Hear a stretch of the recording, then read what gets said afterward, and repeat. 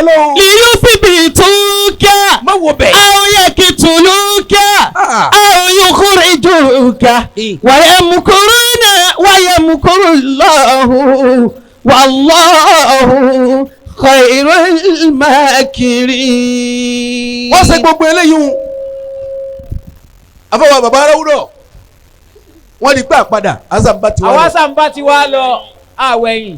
wọ́n bá ń pè mí ní sọ̀rí ládùúgbò ọjọ́ bàdúgbò yìí rẹ̀ kò lè gbé ọ fa. kò lè gbé ọ lẹ́nu wọn lọ́hùn. wọ́n pè mí ní wọ́n pè mí lọ ìmọ̀ràn kan náà ni wọ́n pè mí sálẹ̀ ìmọ̀ràn kan náà ni mo ní ẹ sáfì mí lẹ̀ kí n bàbá tèmi ni.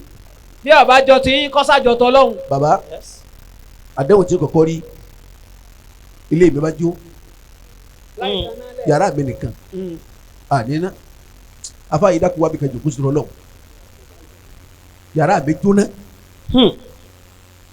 gbogbo aṣọ tí mo ní tẹ má ga mi ó jóná lẹ́yìn tẹ́ra mi nìkan àti musu alimalu ti ń sìn musu alimalu ló kọ rẹ̀ ó ṣe bímọ ni wọ́n àtàwọn ọmọ rẹ̀ nǹkan kò sí wọn gbogbo tẹ́ra mi nǹkan kò sí.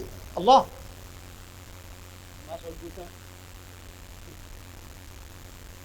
mo bá wa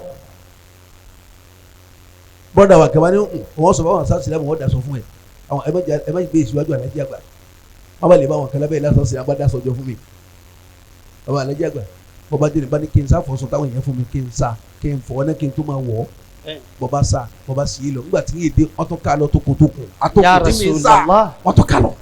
subhanallah. bàbá ń rọ́wúdọ̀ má bá tiẹ̀ lọ má wẹ̀yìn. ó dijọ́ kẹjọ ọjọ́ tẹ́ ká sọ yìí lọ ẹ bọ́ yàrá ìyàwó mi nọ́mbà 2 ọkọ̀ ògbàsọ yẹn ní pátá jọ́kẹ̀jọ rẹ̀ wọ́n bọ́ yàrá mọ̀mọ́ mi yà kéwù ọkọ̀ ògbàsọ wọn lọ pátá.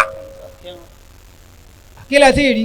ó ti jọ́kẹ̀jọ rẹ̀ àkọ́bí ìyálé mi Mustapha ó fò sálẹ̀ òkú jọ́kẹ̀ẹ́dógún ẹ̀ àkọ́bí ìyálé mi nọ́mbà 2 ní mọ́tàláì ó fò sálẹ̀ òkú. lérí àjíṣe ọlọ́run náà nípa. wa idh yamkuru bika alladhina kafaru. jọ́kẹ̀ẹ́dógún ẹ̀ ọmọ mi Àìsà ó fò sálẹ̀ òkú. liyuthbituka. mẹ́ẹ̀ẹ́dógún ọmọ mẹ́ta mo pàdánù. aw yaqtuluka. ó ní irú tí mo rí láíláí. aw yukhrijuka. wa yamkuruna wa yamkuru Allahu wallahu khairul makirin. bàbá aláwùdọ̀ máa bá tiẹ̀ lọ o. má wẹ̀yìn àwọn ò ní padà bí wọ́n ti bá kú. bó ṣẹlẹ̀ ọba pè mí tá a sọ fún epo ìlú rẹ̀. ọ̀gbọ́ tí ó lé ọ lábẹ́rẹ́ yìí. ta ni kúnlẹ̀ yìí. wà á fà fẹ́ràn ok dókítà fẹ́ràn wọn ṣe ni. ok naam. ẹja máa bá tiwa lọ ẹja máa bá tiwa lọ ká máa wẹ̀yìn. ọmọ mẹ́ta jọ mẹ́ẹ̀ẹ́dógún lẹ́gbàá tí ilé tí èlé kankan mọ́ aṣọ kan náà lè gbé kí. ìyá mi ò lásọ mọ́. kò sí mọ́ kò sí nǹkan kan lẹ̀ mọ́. ìyàwó mi ò lásọ mọ́. kò sí. ọmọ ṣe o ọmọ ọlọ́mọ. ọmọ mẹ́ta tó kú bẹ́ẹ̀. tí wọ́n tẹ̀léra wọn. wọ́n bá gbèsè ayé mi lọ bẹ́ẹ̀ wọ́n wá lé mi wọ́n kọ́kọ́ lé mi kú lé bàbá mi pé ọmọ ṣe wá sí ní ìkó. yíyá yín kọ́ lé bàbá mi kékeré. kì í ṣe àdúgbò yìí. àdúgbò náà bá lé mi.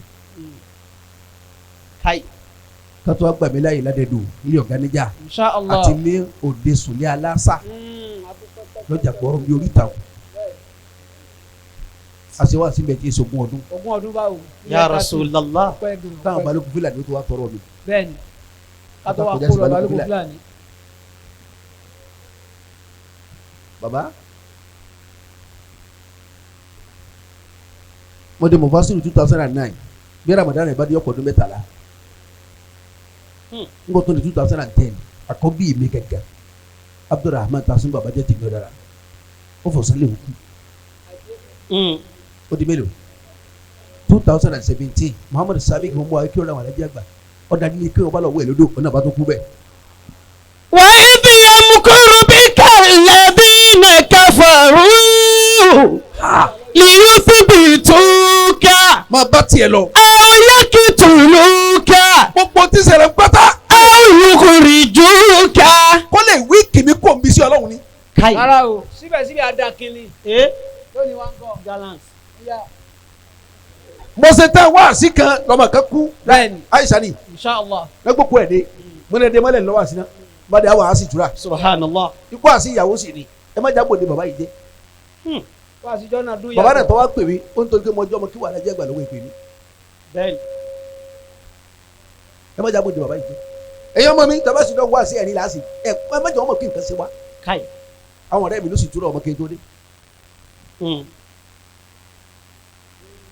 má bá tiẹ̀ lọ àbá bí mo wà lẹ́ẹ̀gan o. àwọn kan máa pé sani sẹ́yìn níjó ni náà níjó ni ọ̀pẹ̀ ńgbà tí wọ́n mọ̀ wá. àfáà yìí Àbá. star sọ mi ló ń wò